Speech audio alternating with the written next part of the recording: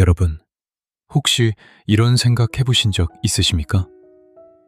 평생 뼈 빠지게 키운 자식이 부모의 마지막 남은 노후 자금까지 눈독을 들이고 있다면 여러분은 그 순간 어떤 선택을 하시겠습니까?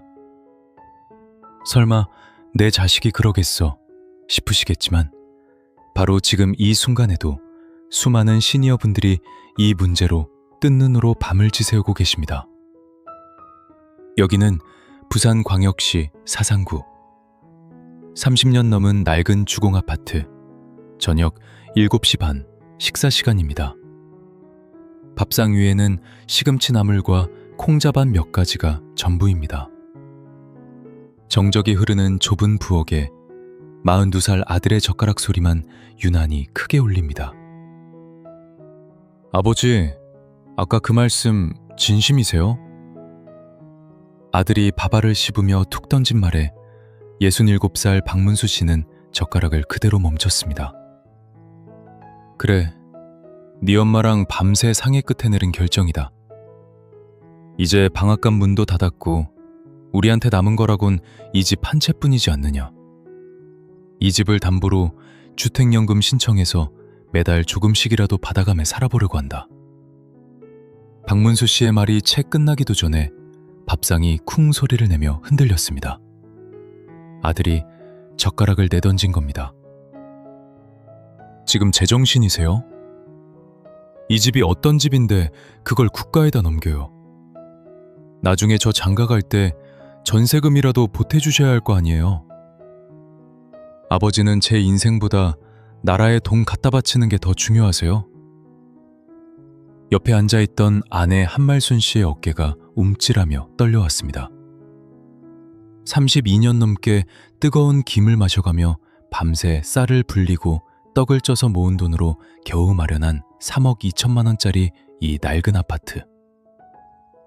이 아파트 한 채가 부부에게는 평생의 훈장이자 마지막 생명줄인데 아들은 당연하다는 듯 그 권리를 주장했습니다.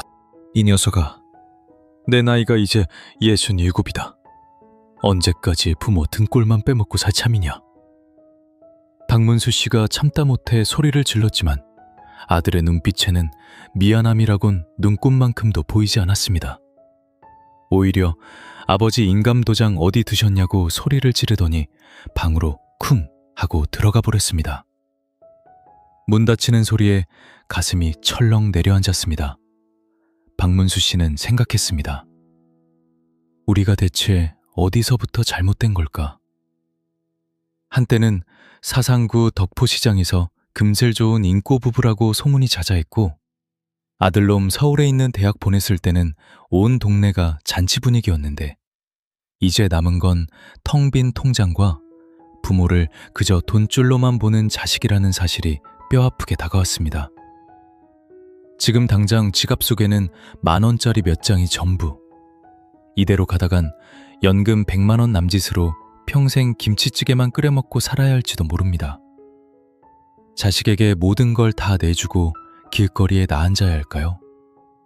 아니면 자식과의 인연을 끊는 한이 있더라도 내 노후는 스스로 지켜야 할까요? 여러분이라면 이런 상황에서 과연 어떤 결정을 내리시겠습니까? 오늘 사연의 주인공 박문수 씨 부부는 결국 아주 독한 결심을 하게 됩니다. 그 결심 하나로 100만 원도 채 안 되던 통장에 돈이 넘쳐나기 시작했고 부부는 그 누구의 눈치도 보지 않고 당당하게 허리를 펴게 되었습니다. 과연 박문수 씨가 아들과의 전쟁을 선포하고 선택한 세 가지는 무엇이었을까요? 이 부부는 결국 자식에게 완전히 버림받았을까요? 아니면 기적처럼 인생 2막을 되찾았을까요? 그 눈물나고도 짜릿한 현실 역전 드라마를 지금부터 들려드리겠습니다.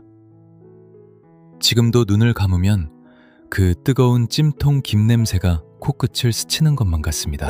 부산 사상구 덕포시장 골목 안쪽에서 32 years를 지켰던 저희 부부의 행복 떡방앗간.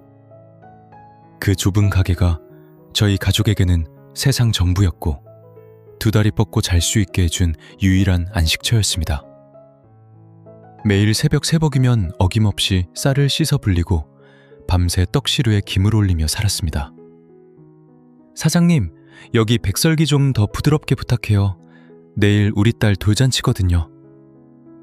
단골 손님들의 그 한마디가 참 좋았습니다.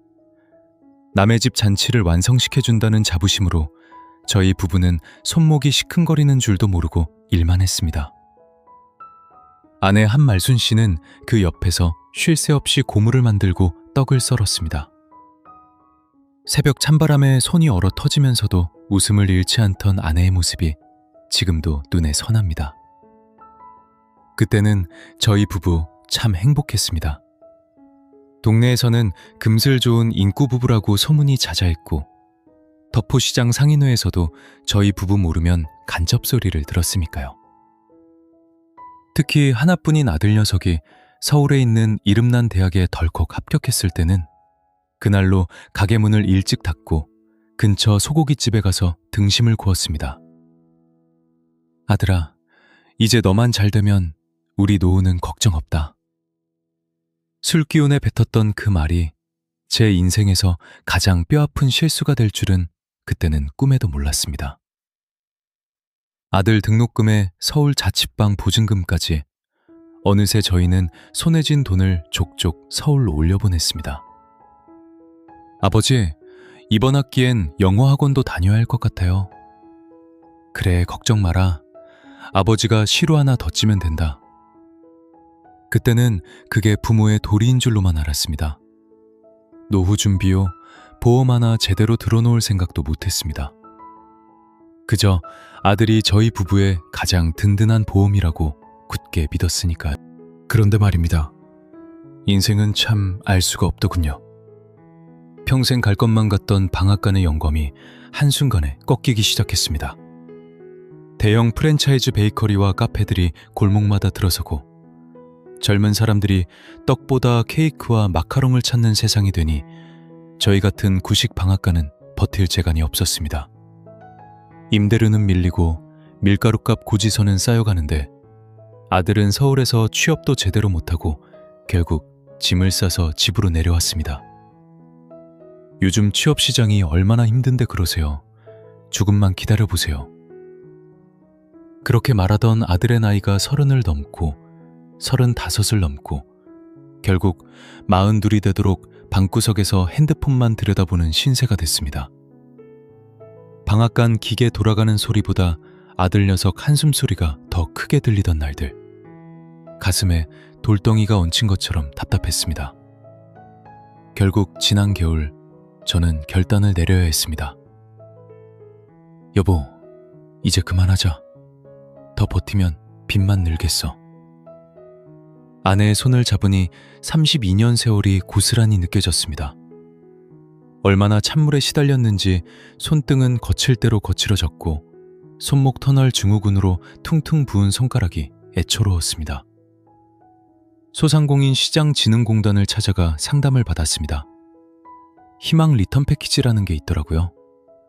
점포 철거비를 지원해준다고 해서 신청서를 썼습니다. 평생을 바친 제 일터를 제 손으로 부수기로 결정하던 날, 철거업체 사람들이 와서 시루와 기계들을 뜯어내는데 제 몸의 일부가 찢겨나가는 것만 같았습니다. 텅 빈 가게 안에는 쌀가루 냄새와 먼지만 남았습니다. 사장님, 그동안 고생 많으셨어요. 이웃 상인들의 위로가 고맙기도 하면서 앞으로 뭘 먹고 살아야 하나 막막함에 눈앞이 캄캄해졌습니다.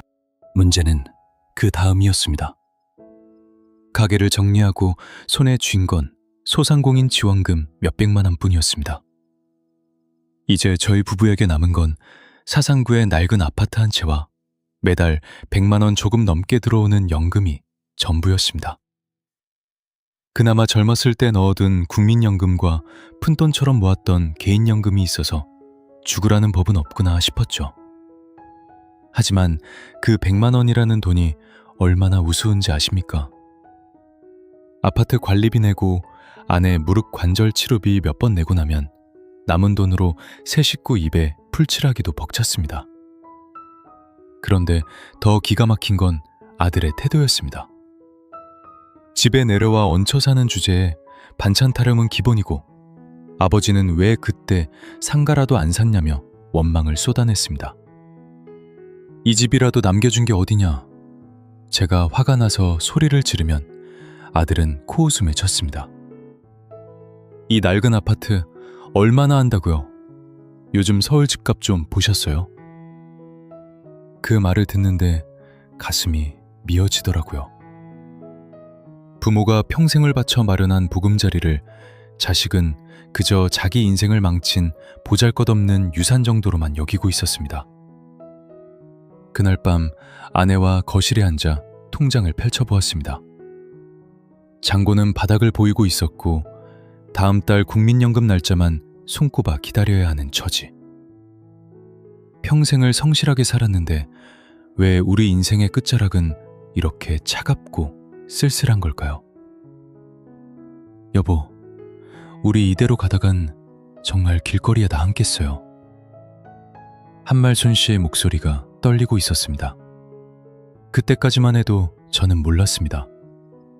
저희가 이 절벽 끝에서 선택한 길이 아들과의 인연을 끊게 만들고 동시에 저희 부부의 인생을 완전히 뒤바꿔 놓을 줄은 말입니다. 아직 남은 게 있었습니다. 저희 부부가 마지막으로 결행했던 그 결정적인 선택. 아들의 발작적인 반대에도 불구하고 제가 도장을 찍어야만 했던 그 일. 도대체 그 일이 무엇이었을까요? 그리고 42살 아들은 왜 그토록 부모에게 잔인한 말을 퍼부었던 걸까요? 통장에 찍힌 숫자를 보면 한숨부터 나오는 게 요즘 우리네 노후라죠.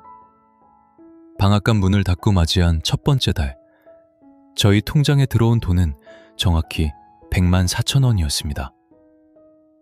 평생 남의 집 잔치상 떡을 손끝으로 정성껏 빚어가며 모은 결과가 겨우 이 숫자 하나라니 참으로 허망하더군요. 국민연금에서 70만 원, 예전에 들어둔 쥐꼬리만한 개인연금에서 30만 원. 그게 저희 부부의 한 달 생명줄이었습니다. 여러분, 혹시 한 달에 100만 원도 안 되는 돈으로 다 큰 아들까지 셋이서 살아보신 적 있으십니까? 제일 먼저 나가는 게 아파트 관리비더군요. 사상구에 있는 이 낡은 아파트, 오래돼서 그런지 겨울엔 난방비가 무섭게 나옵니다. 관리비 20만 원이 쑥 빠져나가고 저희 부부 핸드폰 요금에 인터넷비 합치면 10만 원이 또 사라집니다. 여기에 아내 말순 씨 무릎 관절염 약값과 저 협심증 약값까지 보태고 나면 남는 돈은 고작 40만 원 남짓입니다. 그 돈으로 30일 동안 세 식구 밥을 해먹어야 합니다. 여보, 오늘 시장 갔더니 배추값이 또 올랐더라고요. 그냥 김치 사 먹는 게 낫겠어요.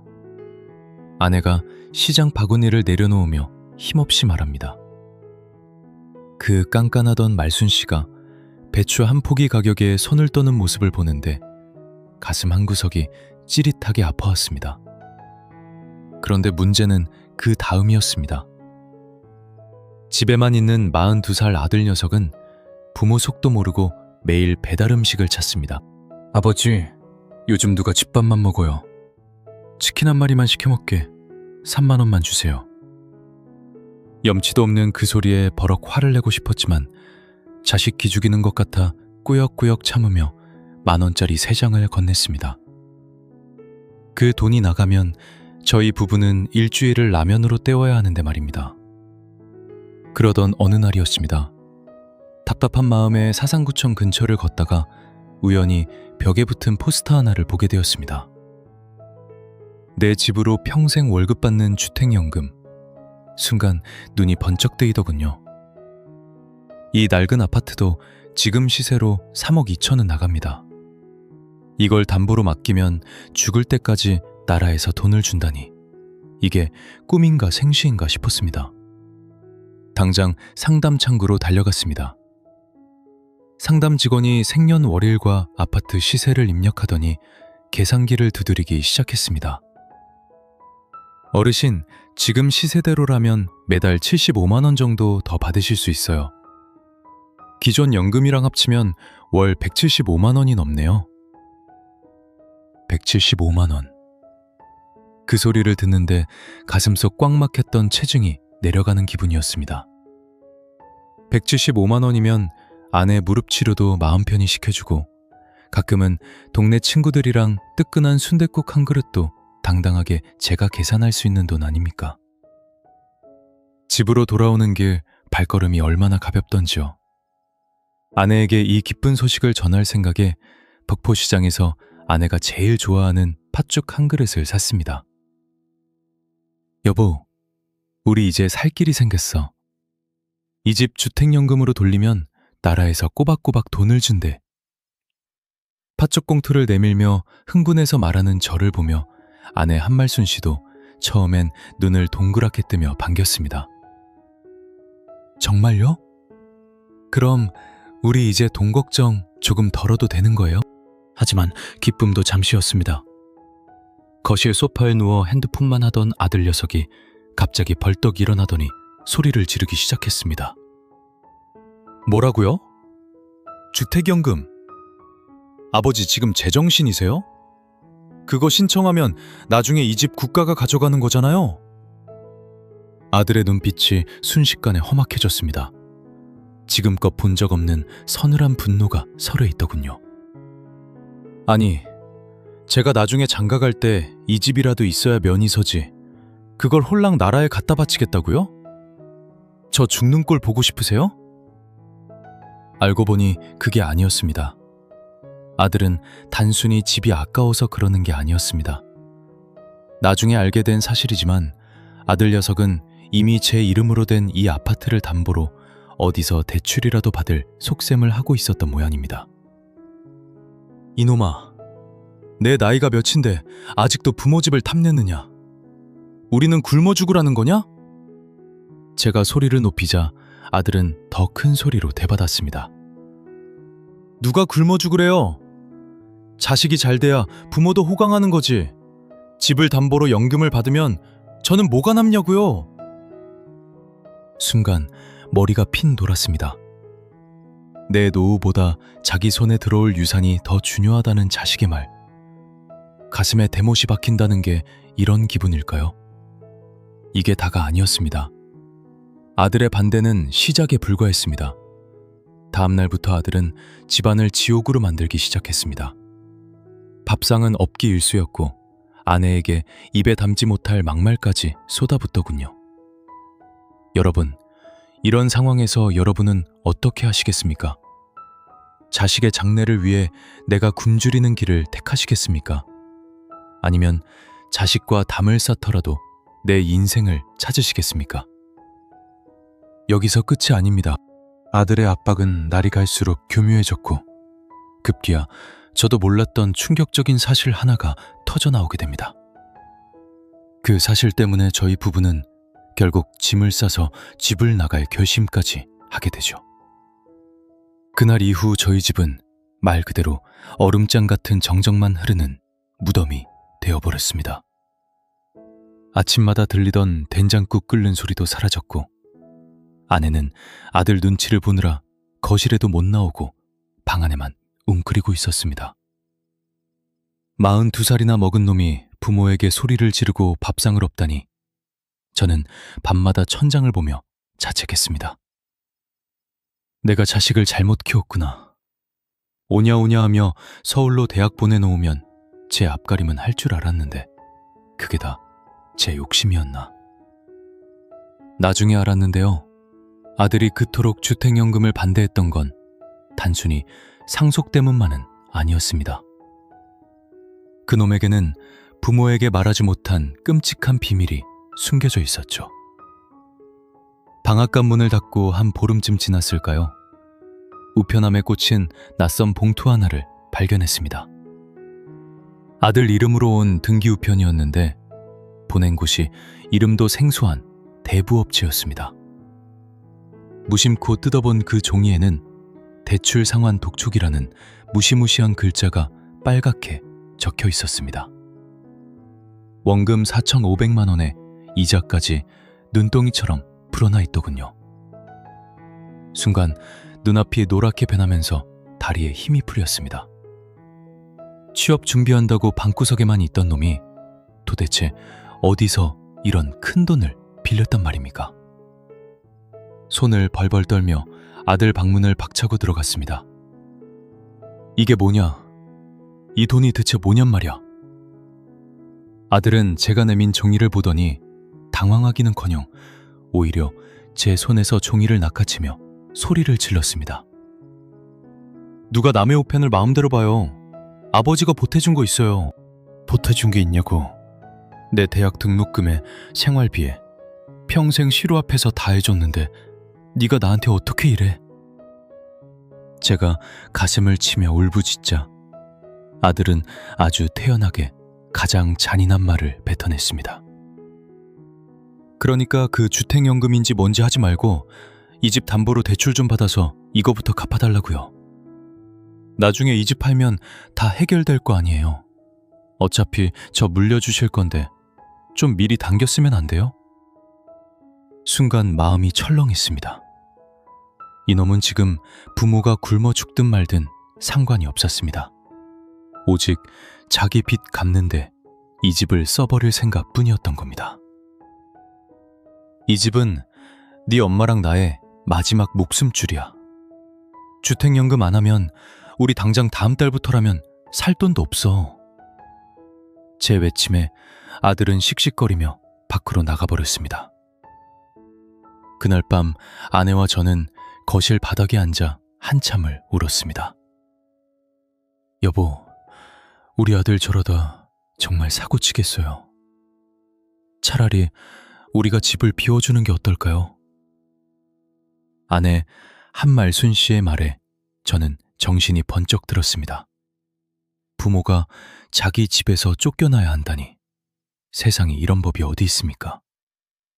하지만 생각처럼 쉽지 않았습니다. 아들은 그날 이후로 제 인감도장과 집문서를 찾으려고 온 집안을 헤집기 시작했습니다. 심지어 밤에는 저희 부부방 주위를 서성이며 문고리를 돌려보는 소리까지 들리더군요. 문제는 여기서 끝이 아니었습니다. 며칠 뒤 모르는 번호로 전화 한 통이 걸려왔습니다. 아들 친구라는 사람이었는데 아들이 여기저기 돈을 빌리면서 저희 아버지가 부산에 3억 넘는 아파트가 있으니 조금만 기다리면 다 갚을 수 있다고 장담을 하고 다녔다는 겁니다. 가슴이 무너져 내렸습니다. 평생 정직하게 방앗간을 운영하며 신용 하나로 살아온 제 인생에 자식놈 때문에 한순간에 사기꾼의 아버지가 될 판이었습니다. 아버님 아들, 인생 좀 살려주세요. 이번에 안 갚으면 걔 정말 큰일 납니다. 아파트 담보로 돈 좀 뽑아주세요. 그 친구라는 사람의 협박조 섞인 목소리를 들으며 저는 주먹을 꽉 쥐었습니다. 여러분, 만약 여러분의 자식이 이런 상황이라면 여러분은 어떻게 하시겠습니까? 자식을 살리기 위해 평생 살아온 집을 담보로 사채빚을 갚아주시겠습니까? 아니면 자식을 포기하더라도 내 노후를 지키시겠습니까? 솔직히 다 포기하고 싶었습니다. 그냥 이 집 내주고 어디 산속으로라도 들어가고 싶었습니다. 하지만 옆에서 덜덜 떨고 있는 아내의 손을 본 순간 제 안에서 무언가 단단한 것이 치밀어 올랐습니다. 더 이상은 안 된다. 여기서 밀리면 우리 부부는 정말 끝이다. 저는 결심했습니다. 아들에게서 아내와 제 인생을 지키기 위해 지금껏 한 번도 해보지 못한 가장 모진 일을 하기로 말입니다. 그때까지만 해도 괜찮았습니다. 아들이 설마 부모를 해치려 들기야 하겠냐고 생각했죠. 하지만 인생은 제 예상보다 훨씬 더 가혹했습니다. 다음 날 아침 잠에서 깬 제가 거실로 나갔을 때 집안 풍경은 그야말로 지옥이 따로 없었습니다. 아들이 제 인감도장을 찾으려고 집안 가구들을 다 때려 부수고 있었던 겁니다. 여기서 끝이 아닙니다. 아들의 광기 어린 행동은 이제 시작에 불과했습니다. 과연 이 아수라장 속에서 박문수 씨 부부는 어떻게 탈출했을까요?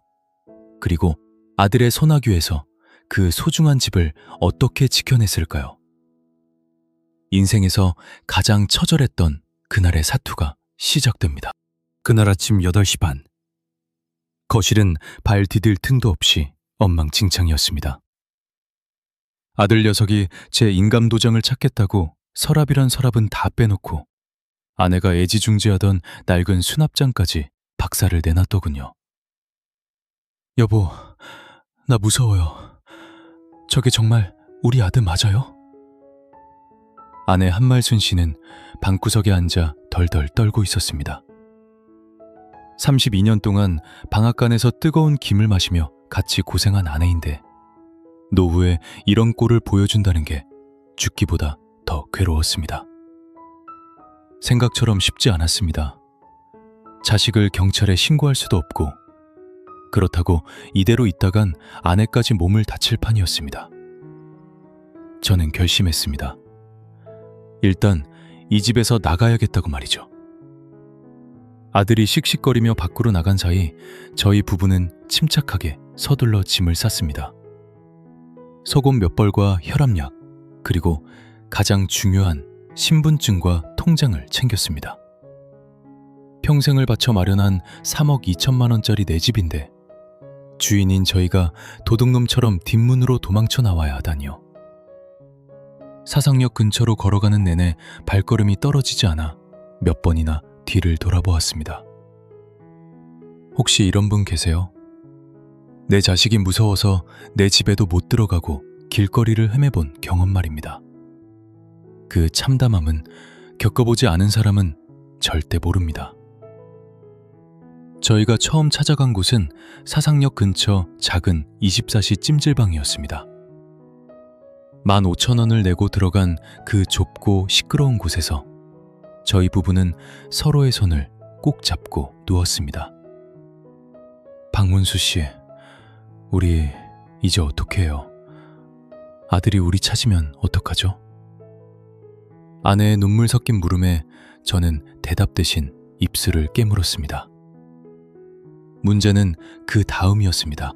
아들은 저희가 집을 나간 걸 알자마자 무시무시한 문자를 보내오기 시작했습니다.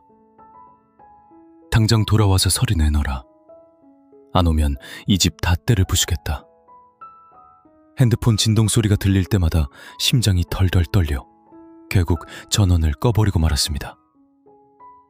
그렇게 찜질방 딱딱한 바닥에서 하룻밤을 지새우고 나니 오히려 머릿속이 맑아지더군요. 그래, 자식에게 휘둘리다 길거리에서 죽느니 욕을 먹더라도 내 노후는 내가 챙기자. 다음 날 아침 저는 아내를 데리고 한국주택금융공사 부산지사를 찾아갔습니다. 상담 창구에 앉아있는 젊은 직원을 보니 방구석에 있는 아들 녀석 생각이 나서 울컥 화가 치밀었습니다. 어르신, 주택연금 신청하러 오셨나요? 표정이 너무 안 좋으신데 어디 편찮으세요? 직원의 친절한 물음에 아내는 결국 참았던 눈물을 터뜨렸습니다. 저는 떨리는 손으로 아파트 등기부 등본과 서류들을 내밀었습니다. 알고 보니 그게 아니었습니다. 주택연금이라는 게 신청만 하면 끝인 줄 알았더니 절차가 꽤나 꼼꼼하더군요. 아파트의 정확한 시세를 확인하고 나중에 저희가 세상을 떠나고 나서 집값이 남으면 자식에게 상속된다는 설명도 들었습니다. 자식에게 줄 게 남긴 남는군요. 제 물음에 직원은 고개를 끄덕였습니다. 그럼요. 쓰고 남은 돈은 상속인에게 돌아가니 걱정 마세요. 그 말을 듣는데 헛웃음이 나왔습니다. 부모를 벼랑 끝으로 밀어낸 자식에게 죽어서까지 돈을 남겨줘야 한다는 현실이 참으로 기가 막혔습니다. 그래도 펜을 들어 신청서에 제 이름을 꾹꾹 눌렀었습니다. 박문수. 그 세 글자를 적는 순간 마치 제 인생의 마지막 방어벽을 쌓는 기분이었습니다. 이 서류가 통과되면 이제 매달 75만 원 정도가 제 통장에 들어옵니다. 기존 연금 100만 원에 주택연금 75만 원을 더하면 월 175만 원이 넘는 안정적인 수입이 생기는 겁니다. 여기에 중요한 게 있습니다. 단순히 돈이 생기는 게 아니라 이제 국가가 보증하는 내 집이 생겼다는 안도감이었습니다. 아들이 아무리 협박해도 이 집의 권리는 국가와 제가 나누어 가진 것이기에 함부로 대출을 받거나 팔아치울 수 없게 된 것이죠. 어르신, 접수 완료되었습니다. 이제 승인 날 때까지만 조금 기다려주세요. 상담실을 나오는데 아내 한말순 씨가 제 팔을 꼭 잡았습니다. 박문수 씨, 우리 정말 잘한 거 맞죠? 그래, 잘한 거야. 우리 이제 아들 눈치 안 보고 우리 돈으로 당당하게 밥 먹고 살자. 하지만 기쁨도 잠시였습니다. 상담실 문을 열고 나오는데 복도 저 멀리서 낯익은 실루엣이 보였습니다. 어떻게 알았는지 아들 녀석이 씩씩거리며 지사 안으로 들어오고 있더군요. 순간 마음이 철렁했습니다. 놈의 눈은 뒤집혀 있었고 사람들이 보는 앞에서도 소리를 지르기 시작했습니다. 아버지, 진짜 도장 찍었어요. 내 인생 망치려고 작정했냐고요. 평생을 성실하게 살아온 노부부의 마지막 희망이 또다시 자식이라는 벽에 부딪히는 순간이었습니다. 여러분, 만약 공공기관 복도에서 자식이 이렇게 행패를 부린다면 여러분은 어떻게 대처하시겠습니까? 저는 그날 제 평생 가장 차가운 표정으로 아들을 똑바로 쳐다보았습니다. 여기서 끝이 아닙니다. 아들의 집착은 이제 선을 넘기 시작했고 저희 부부는 결국 단 한 번도 생각해보지 못한 최후의 수단을 쓰기로 결심하게 됩니다. 그날 이후로 저희 가족의 인연은 영원히 끊어지게 되었죠. 그토록 가슴을 졸이던 일주일이 지나고 오후 2시쯤 제 핸드폰으로 짧은 문자 한 통이 도착했습니다. 한국주택금융공사 주택연금 승인 완료. 내일부터 연금이 지급됩니다. 그 문자를 보는 순간 마치 32년 동안 짊어지고 있던 무거운 시그를 비로소 내려놓는 것 같은 기분이 들었습니다. 다음 날 아침 통장 정리기를 돌리는데 주택연금 75만 원이라는 글자가 선명하게 찍혀 나오더군요. 기존 국민연금 100만 원에 더하니 저희 부부 통장에 정확히 175만 원이라는 거금이 모였습니다. 이 숫자가 주는 힘이 대단하더라고요. 가장 먼저 한 일은 아내 한말순 씨를 데리고 덕포시장 근처 이름난 순댓국집에 가는 것이었습니다. 여보, 오늘은 내가 살 테니까 제일 큰 특순대국으로 시켜요. 김이 모락모락 나는 국물을 한술 뜨는 아내의 얼굴에 정말 오랜만에 발그레한 생기가 돌았습니다. 그동안 10,000원짜리 한 장 벌벌 떨며 시장터에서 시든 배추만 고르던 아내였는데 국밥 한 그릇 마음 편히 사줄 수 있다는 게 가장이자 남편으로서 얼마나 큰 위로가 되던지요. 혹시 이런 분 계세요? 나이 먹고 돈 없으면 내 집에서도 죄인 같고 친구 앞에서도 입이 안 떨어지잖아요. 그런데 통장에 단돈 100만 원이라도 여윳돈이 생기니까 굽었던 제 허리가 절로 펴지는 것 같았습니다. 그 길로 약국에 들러 아내 무릎에 붙일 보험 적용되는 파스도 사고 제 혈압약도 넉넉하게 처방받아 왔습니다. 이게 바로 저희가 꿈꾸던 평범한 노후였는데 그동안 참 멀리도 돌아왔다는 생각이 들더군요. 막상 겪어보니까요. 돈보다 더 무서운 게 사람 마음이더군요. 집안 분위기가 묘하게 바뀌기 시작했거든요. 주택연금을 신청하던 날 그렇게 행패를 부리던 아들 녀석이 거짓말처럼 얌전해진 겁니다. 집안 가구를 때려 부수던 광기는 어디 가고 아침 일찍 일어나 거실 청소를 하지를 않나 아내에게 엄마 무릎은 좀 어떠세요?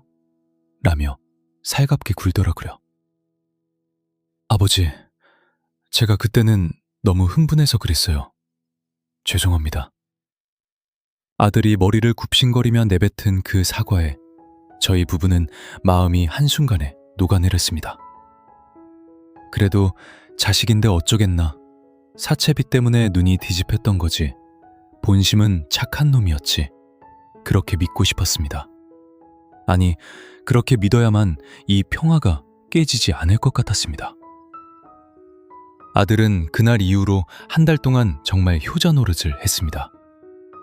방앗간 정리하고 남은 지원금으로 아들 녀석 옷도 한 벌 사주고 가끔 용돈도 쥐어주며 저희는 다시 예전의 인구 부부, 행복한 가족으로 돌아간 것만 같았습니다.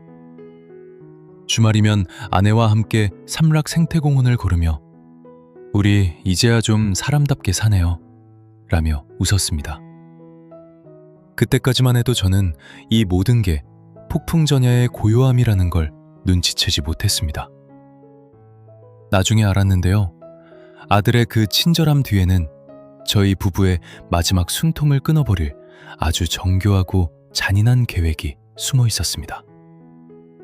이것만으론 부족했습니다. 아들은 저희가 주택연금을 받는 걸 보며 오히려 새로운 기회를 엿보고 있었던 겁니다. 아버지, 제가 이번에 정말 괜찮은 사업 아이템을 찾았는데 소액 대출만 조금 더 받으면 우리 가족 서울로 이사 갈 수 있어요. 살며시 건네오는 아들의 그 달콤한 유혹. 그때 그 눈빛을 다시 살폈어야 했습니다. 여기서 끝이 아닙니다. 인생은 늘 가장 행복하다고 느낄 때 가장 잔인한 칼을 휘두르더군요. 평화로운 일요일 아침, 저희 부부가 성당에 다녀온 사이 집안의 공기가 싸늘하게 가라앉아 있었습니다. 그리고 거실 탁자 위에는 제 인감도장 대신 도저히 믿을 수 없는 낯선 서류 한 장이 놓여 있었습니다. 순간 마음이 철렁했습니다. 분명히 주택연금을 신청해서 안전하다고 믿었던 내 집인데 도대체 왜 이런 종이가 놓여 있는 걸까요? 아들이 한 달 동안 부모 비위를 맞추며 몰래 준비했던 것. 그것은 주택연금보다 훨씬 더 무섭고 되돌리기 힘든 끔찍한 덫이었습니다.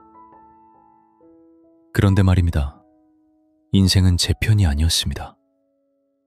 일요일 정오 성당에서 아내와 손을 잡고 돌아오던 그 길이 제 인생의 마지막 평화였다는 걸 현관문을 열기 전까지는 꿈에도 몰랐습니다. 집안은 이상하리만큼 조용했습니다. 매일 거실 청소를 해놓겠다며 큰 소리치던 아들 녀석의 기척이 전혀 없더군요. 아들아, 우리 왔다. 점심 같이 먹게 나와봐. 한말순 씨가 다정하게 불렀지만 아들의 방에선 아무런 대답이 없었습니다. 방문을 열어본 순간 제 심장은 그대로 멈춰버리는 줄 알았습니다. 방 안은 텅 비어 있었습니다. 옷장문은 활짝 열려있고 아들이 가지고 있던 낡은 캐리어와 노트북이 흔적도 없이 사라졌더군요. 거실 식탁 위에는 덩그러니 종이 한 장이 놓여 있었습니다. 부들부들 떨리는 손으로 그 종이를 집어들었습니다. 다른 무엇도 아닌 제 명의로 된 신용대출 약정서와 제 통장의 비밀번호가 바뀐 것을 알리는 통지서였습니다. 순간 마음이 철렁했습니다. 머릿속이 하얘지며 다리가 후들거렸습니다. 알고 보니 아들의 그 지극정성이던 효도는 모두 연극이었습니다. 한 달 동안 제 말벗이 되어주고 핸드폰 사용법을 가르쳐준다며 제 손에 들린 핸드폰을 만지작거리던 이유가 따로 있었던 겁니다. 요즘은 핸드폰 하나면 못하는 게 없는 세상이라죠.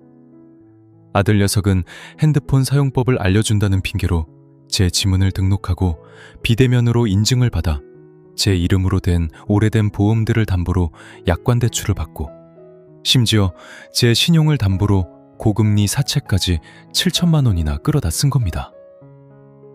알고 보니 그게 아니었습니다. 주택연금을 신청해서 이제 한숨 돌리나 싶었는데 아들은 국가에서 꼬박꼬박 들어오는 제 연금을 확정 수입으로 계산해 대출업체에 제 이름으로 돈을 빌리는 파렴치한 짓을 저질렀습니다. 아버지는 어차피 매달 나라에서 돈이 나오니까 이 이자 정도는 충분히 갚으실 수 있잖아요. 종이 뒷면에 갈겨 쓴 아들의 그 한 문장을 읽는 순간 제 가슴 속에선 짐승승 같은 울음소리가 터져 나왔습니다. 혹시 이런 기분 아십니까? 내 몸으로 낳아 연주를 먹이고 입힌 자식이 내 등에 칼을 꽂고 도망갔다는 그 비참한 현실 말입니다. 옆에서 서류를 같이 읽던 아내 한말순 씨는 비명조차 지르지 못한 채 그대로 바닥에 주저앉아 헛구역질을 하기 시작했습니다. 문제는 여기서 끝이 아니었습니다. 잠시 후 꺼져 있던 제 핸드폰을 켜자마자 모르는 번호로 전화가 빗발치기 시작했습니다. 박문수 씨 되시죠? 여기 대부업체입니다. 오늘 오전까지 입금하기로 한 이자 왜 안 들어옵니까? 거칠고 위협적인 목소리가 핸드폰 너머로 쏟아졌습니다. 주택연금으로 받기로 한 75만 원은커녕 이제 매달 갚아야 할 이자만 180만 원이 넘는다는 사실이 믿기지 않았습니다. 여기서 중요한 게 있습니다. 아들은 제가 주택연금을 신청할 때 갖게 된 그 고정적인 수입과 신용도를 철저히 이용했습니다. 부모의 노후를 지켜줄 최후의 방패를 자식놈이 가장 날카로운 창으로 바꿔서 제 가슴을 찌른 겁니다. 여보, 우리 이제 정말 어떡해요? 집까지 뺏기면 우린 이제 갈 데가 없잖아요. 한말순 씨는 제 바짓가랑이를 붙잡고 오열했습니다. 평생 성실하게 살면 노후엔 웃을 일만 있을 줄 알았습니다. 주택연금만 신청하면 만사가 형통일 줄 알았습니다. 하지만 예상과 완전히 달랐습니다. 법은 제 편이 아니었고 자식은 원수보다 못했습니다. 이게 다가 아니었습니다. 아들은 도망가기 직전 저희 부부가 생활비로 쓰려고 남겨두었던 방앗간 정리지원금 잔액 250만 원마저 제 핸드폰 뱅킹으로 싹 긁어서 사라졌습니다. 통장 잔고 0원. 당장 오늘 저녁에 먹을 쌀 한 톨 살 돈도 남지 않았습니다. 여러분, 67의 나이에 자식에게 전 재산을 도둑맞고 사채 빚더미에 올라앉게 된다면 여러분은 삶을 포기하시겠습니까? 저는 그날 밤 어두컴컴한 거실에 홀로 앉아 박살난 수납장 사이에 끼어있는 아들의 어린 시절 사진을 보았습니다. 그리고 제 평생 단 한 번도 품어보지 않았던 도끼를 품었습니다. 내가 낳은 아들이 아니라 내 목숨을 노리는 악귀라면 나도 더 이상 호락호락한 부모로 죽지는 않겠다. 여기서 끝이 아닙니다. 이 지옥 같은 상황에서 제가 어떻게 다시 일어설 수 있었을까요?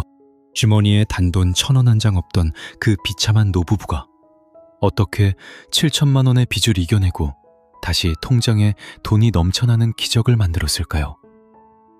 그 처절하고도 독한 극복과 부활의 기록이 이제 시작됩니다. 그날 밤 저희 부부는 보일러도 켜지 못한 차가운 거실 바닥에서 서로의 체온의 위지에 밤을 지새웠습니다. 통장 잔고 0원. 아들이 싹 긁어간 250만 원은 저희 부부가 다음 달 연금이 나올 때까지 버틸 수 있는 유일한 숨구멍이었는데 그 구멍마저 막혀버린 겁니다. 여보, 내일 당장 주민센터라도 가봐요. 우리 이러다 굶어 죽는 거 아니에요.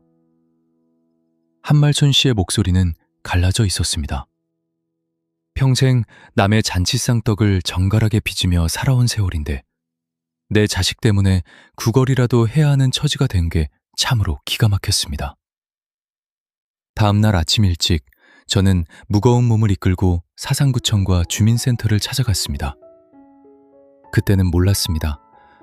나라에서 주는 복지 혜택이라는 게 저처럼 멀쩡한 아파트 한 채 가진 사람에게는 참으로 박하다는 사실을요. 어르신 집이 3억 원이 넘으셔서 기초생활 수급자 신청은 어렵습니다. 아드님이 하신 대출은 민사로 해결하셔야 해요. 민사.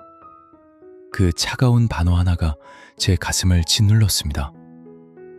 변호사를 살 돈은커녕 당장 점심 먹을 돈도 없는데 법대로 하라는 말이 얼마나 공허하게 들리던지요.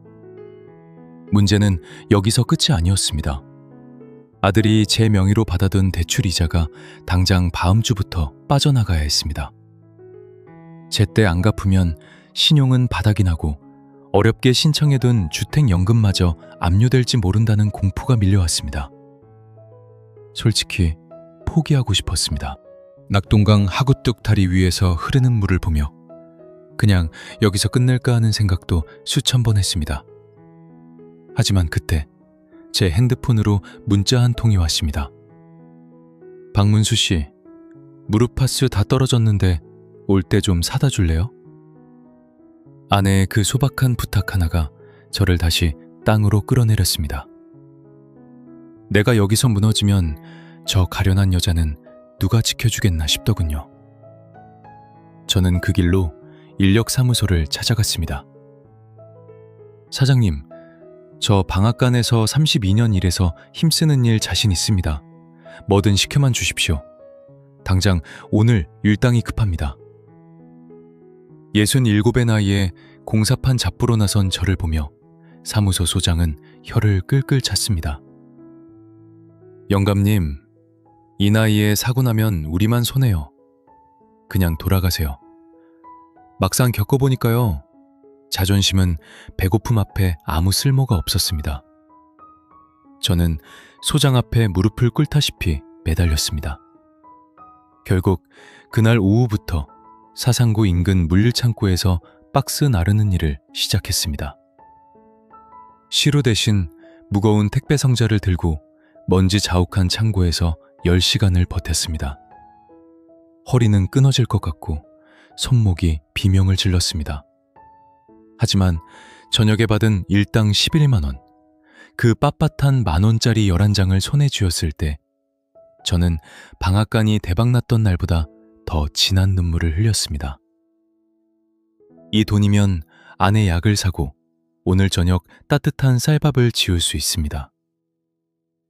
나중에 알았는데요. 제가 창고에서 박스를 나르는 동안 아내 한말순 씨도 가만히 있지 않았더라고요. 집에 돌아오니 아내가 부엌 식탁에 종이 뭉치를 잔뜩 쌓아두고 무언가를 열심히 적고 있었습니다. 이게 다 뭐예요, 여보?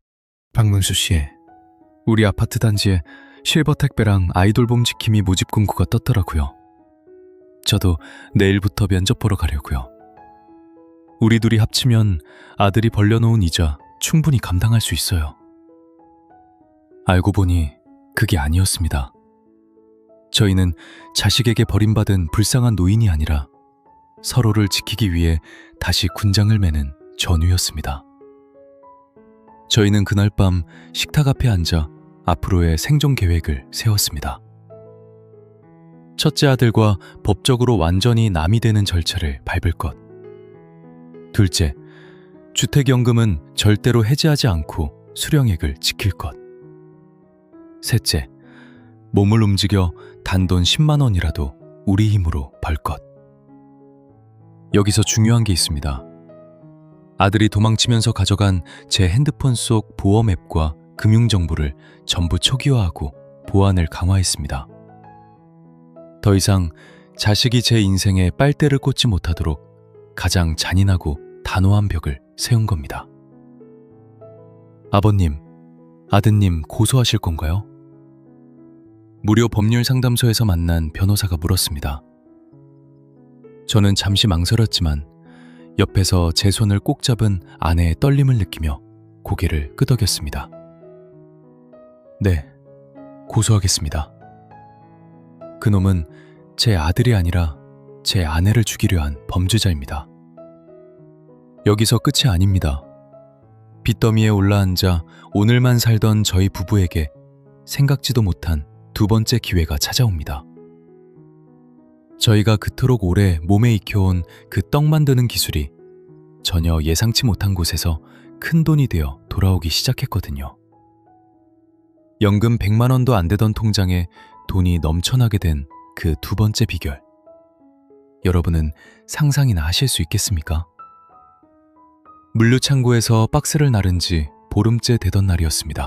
아이 67에 하루 10시간씩 허리를 굽혔다 폈다 하니 밤마다 온몸에 파스를 도배해도 비명이 절로 나오더군요. 박문수 씨, 제발 그만둬요. 이러다 사람 잡겠어요. 아내 한말순 씨가 제 퉁퉁 부은 발을 주무르며 울먹였지만 저는 입술을 깨물고 버텼습니다. 당장 아들놈이 남긴 사채 이자를 못 내면 어렵게 얻어놓은 우리 집이 경매로 넘어갈 판이었으니까요. 예상과 완전히 달랐습니다. 인생은 참 묘한 구석이 있더군요. 그날도 절뚝거리며 퇴근하던 길에 강서구 명지 신도시 근처에 새로 생긴 프리미엄 떡카페 앞을 지나게 됐습니다. 유리창 너머로 젊은 직원들이 최신식 반죽기계 앞에 서 있는데 한 직원이 고가로 보이는 인절미 선물 세트를 들고 쩔쩔매고 있더군요. 아, 이거 표면이 왜 이렇게 갈라지지? 손님은 내일 아침까지 해달라고 하셨는데. 저는 무의식적으로 가게 안으로 발을 들였습니다. 32년 동안 쌀과 떡을 만져온 제 눈에는 그게 어떤 문제인지, 무슨 온도가 문제인지 한눈에 보였거든요. 이거 반죽 온도가 너무 식어서 그래. 콩콩을 입히기 전에 스팀 한 번 더 올려줘야지.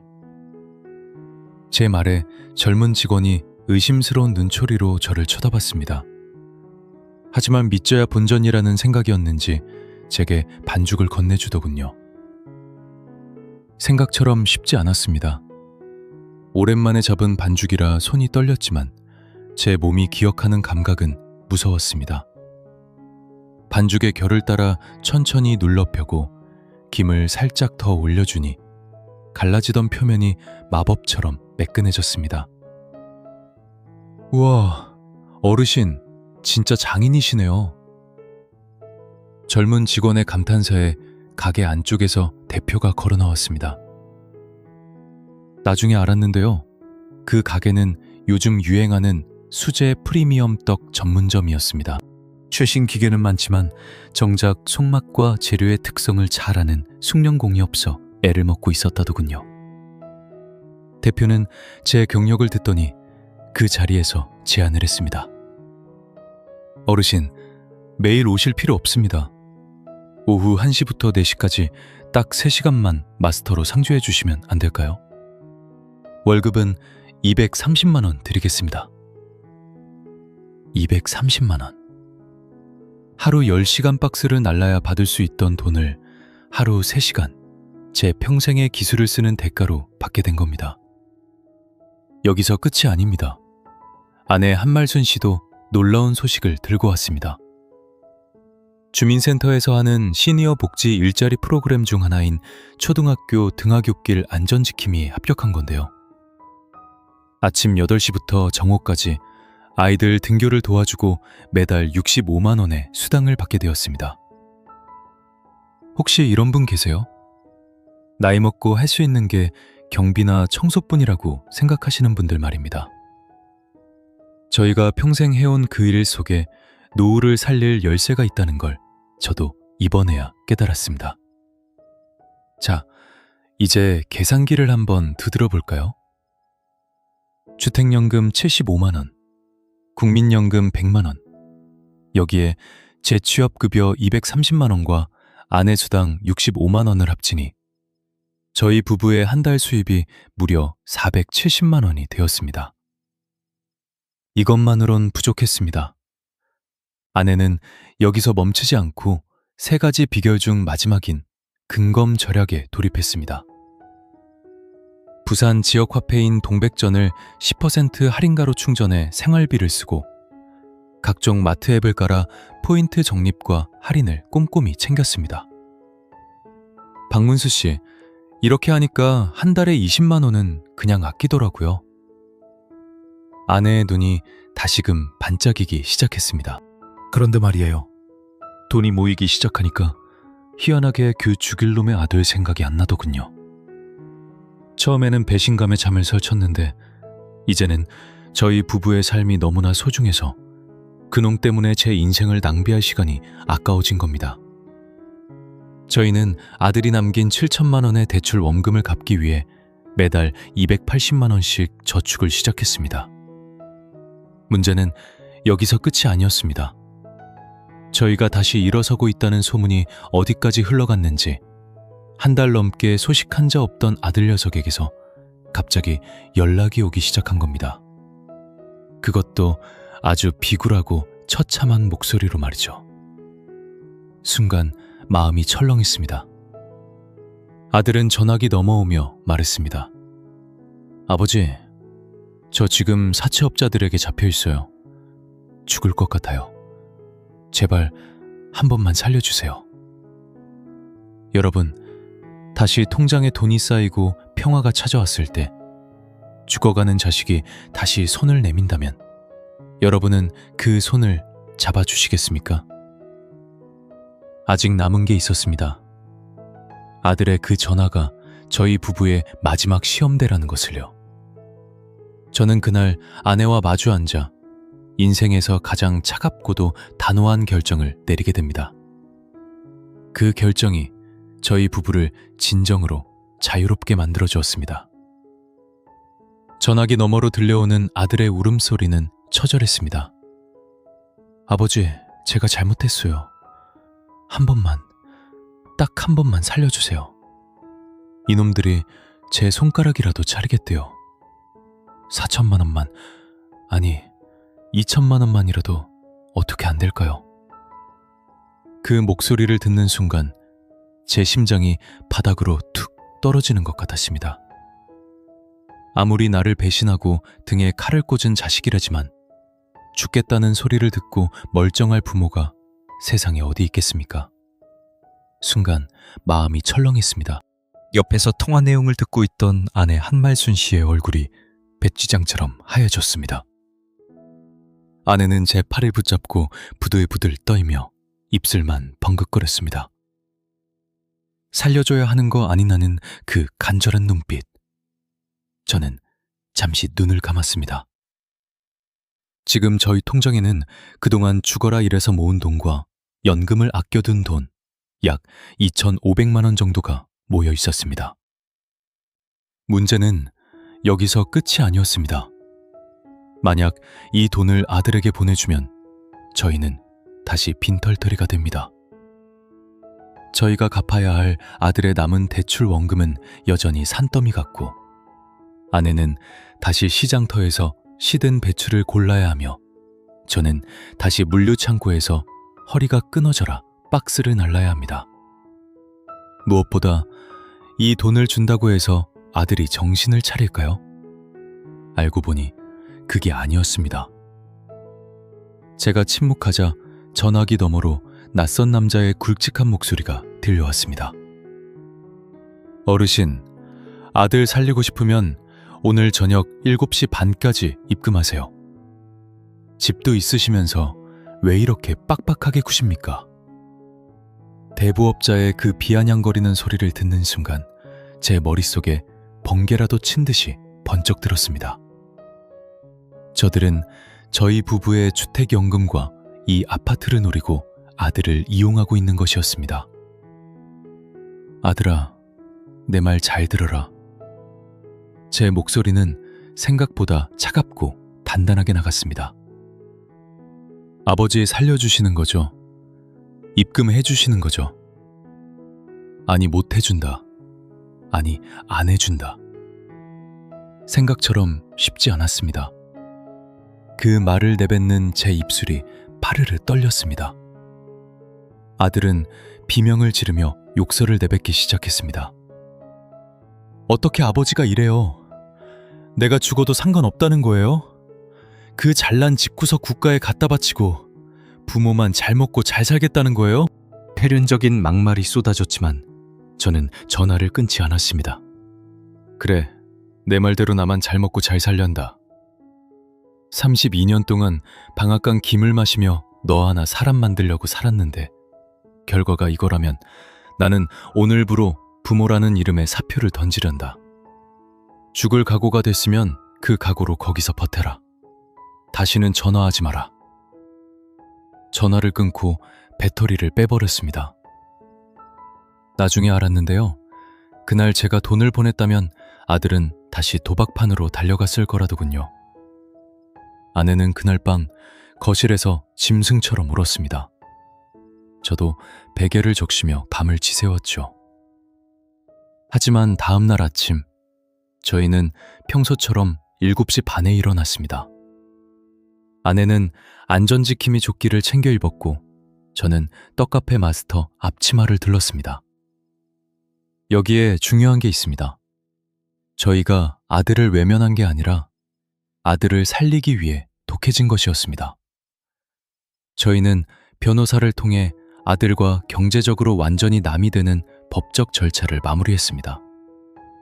제 명의로 된 모든 보험과 금융자산에 본인 확인 강화 서비스를 걸어두었고 아들이 저희 집 근처에 얼씬도 못하도록 경찰에 신변보호 요청도 했습니다. 주택연금 덕분에 이 집 소유권 일부가 공사에 있으니 함부로 압류하거나 뺏어갈 수도 없다는 사실이 얼마나 든든하던지요. 그때까지만 해도 괜찮았습니다. 아들이 정말 잘못될까봐 노심초사했죠. 그런데 한 달 뒤 아들에게서 문자가 왔습니다. 공사 현장에서 잡부로 일하며 찍은 손바닥 사진이었습니다. 아버지, 저 살았습니다. 죽을 힘 다해 빚 갚으며 살겠습니다. 그 짧은 문자를 보고 아내와 저는 서로를 껴안고 엉엉 울었습니다. 저희가 돈을 주지 않은 것이 결국 자식을 살린 마지막 교육이었음을 깨달은 순간이었습니다. 막상 겪어보니까요. 노후의 평화는 자식의 효도가 아니라 부모의 단호한 경제적 독립에서 오더군요. 현재 저희 부부의 통장에는 매달 470만 원이 넘는 돈이 들어옵니다. 아들의 빚 이자를 갚고도 한 달에 180만 원 넘게 저축을 합니다. 이제는 주말이면 아내와 부산 곳곳 맛집 탐방도 다니고 가을에는 통영 한 달 살기도 계획하고 있습니다. 여기서 끝이 아닙니다. 인생의 폭풍우를 다 겪고 난 지금 제가 여러분께 꼭 드리고 싶은 뼈아픈 조언 3가지가 남았습니다. 이걸 모르면 여러분도 저처럼 자식에게 배신당하고 길거리로 나앉을 수 있습니다. 과연 연금 100만 원도 안 되던 저희 부부를 풍요로운 노후로 이끈 비결은 무엇이었을까요? 여러분, 제가 아들의 전화를 끊고 독하게 마음먹었을 때 주변 친구들은 저보고 자식 버린 비정한 아비라고 손가락질도 했습니다. 하지만 1년이 지난 지금 제 선택이 틀리지 않았음을 증명하고 있습니다. 연금 100만 원도 안 되던 저희 부부의 통장에 돈이 넘쳐나게 된 건 운이 좋아서가 아니라 딱 3가지를 목숨 걸고 지켰기 때문입니다. 첫 번째는 집을 유산이 아니라 연금으로 바꾼 것입니다. 많은 시니어분들이 그래도 자식놈 집 한 채는 물려줘야지 하며 이 낡은 아파트를 끝까지 쥐고 계십니다. 하지만 여러분, 내가 굶어 죽어가는데 집 한 채가 무슨 소용입니까? 저는 3억 2천만 원짜리 집을 담보로 주택연금을 신청해 매달 75만 원이라는 마르지 않는 샘물을 만들었습니다. 이게 좋은 점이 뭔지 아세요? 아무리 자식이 사고를 쳐도 이 집은 국가가 관리하기 때문에 함부로 대출을 받거나 팔아치울 수가 없다는 겁니다. 내 노후의 성벽을 국가가 대신 쌓아주는 셈이죠. 두 번째는 죽을 때까지 내 일을 놓지 않은 것입니다. 방앗간 문을 닫았을 때 저는 제 인생이 끝난 줄 알았습니다. 하지만 32년 손끝의 기술은 어디 안 가더라고요. 프리미엄 떡카페 마스터로 일하며 받는 230만 원과 아내가 안전지킴이로 받는 65만 원의 복지수당, 이게 모이니 웬만한 대기업 다니는 자식 월급 안 부럽습니다. 병원비가 무서워서 못 움직이겠다는 분들 계시죠? 오히려 몸을 움직여 일을 하니까 혈압 수치도 내려가고 무릎 보험 청구할 일도 줄어들더군요. 노후에 가장 무서운 건 돈 없는 게 아니라 할 일이 없는 겁니다. 마지막 세 번째는 자식과 경제적으로 완벽히 남이 된 것입니다. 이게 가장 힘들고 뼈아픈 조언일 겁니다. 하지만 여러분, 자식이 잘 돼야 나도 호강한다는 생각, 그거 이제는 버리셔야 합니다. 자식의 대출빚을 갚아주기 위해 내 노후 자금을 깨는 순간 부모와 자식 둘 다 지옥으로 떨어집니다. 저는 아들의 사채빚을 대신 갚아주는 대신 그놈이 스스로 일어날 수 있게 매몰차게 돌아섰습니다. 그랬더니 그놈이 비로소 제 손으로 땀 흘려 돈을 벌기 시작하더군요. 진정한 효도는 돈을 물려주는 게 아니라 부모가 자식에게 짐이 되지 않는 것임을 잊지 마세요. 알고 보니 그게 아니었습니다. 돈이 많아야 행복한 게 아니라 누구에게도 손 벌리지 않을 당당함이 있어야 행복한 거였습니다. 지금 저는 매달 들어오는 470만 원의 수입으로 아내와 함께 남은 인생을 온전히 저희만을 위해 쓰고 있습니다. 친구들이 밥값 눈치 볼 때 저는 시원하게 계산도 합니다. 통장에 잔고가 쌓이니 아들놈도 이제는 함부로 대하지 못하더군요. 역시 시니어에게 최고의 권위는 입에서 나오는 게 아니라 통장에서 나온다는 걸 뼈저리게 느낍니다. 오늘 제 긴 이야기를 들어주셔서 감사합니다. 부산 덕포시장에서 떡방앗간 하던 박문수라는 사람의 이야기가 여러분 가슴속에 작은 불꽃 하나를 지폈기를 바랍니다. 지금 당장 통장에 돈이 없다고 낙심하지 마세요. 내 집이 있다면 주택연금을 알아보시고 내 몸이 건강하다면 주민센터의 복지 일자리 문을 두드리세요. 그리고 무엇보다 자식에게 쏟았던 정성의 절반만 오늘 옆에 있는 배우자와 여러분 자신에게 쏟으시길 바랍니다. 오늘 내용 중 꼭 기억해야 할 핵심 3가지 정리해드립니다. 하나, 집은 유산이 아니라 연금이다. 주택연금을 적극 활용하세요. 둘, 기술은 죽지 않는다. 내가 잘하던 일로 소액이라도 벌어보세요. 셋, 경제적 독립이 최고의 효도다. 자식에게 밑빠진 독에 물 붓게 하지 마세요. 여러분, 노후는 인생의 끝이 아니라 새로운 시작입니다. 자식의 눈물보다 내 배고픔을 먼저 걱정하는 게 진짜 나를 사랑하는 길입니다. 오늘 제 이야기가 조금이라도 위로가 되고 힘이 되셨다면 구독과 좋아요 한 번씩만 꼭 부탁드립니다. 여러분의 작은 응원이 저 같은 시니어 화자에게는 큰 힘이 됩니다. 주변에 자식 문제로 고민하는 친구분이 계신다면 이 영상을 꼭 공유해 주세요. 그분에게는 이 영상이 인생을 바꾸는 기적이 될지도 모릅니다. 저는 다음에도 더 현실적이고 속 시원한 사연으로 찾아뵙겠습니다. 오늘도 평안하고 당당한 하루 보내시길 바랍니다. 감사합니다.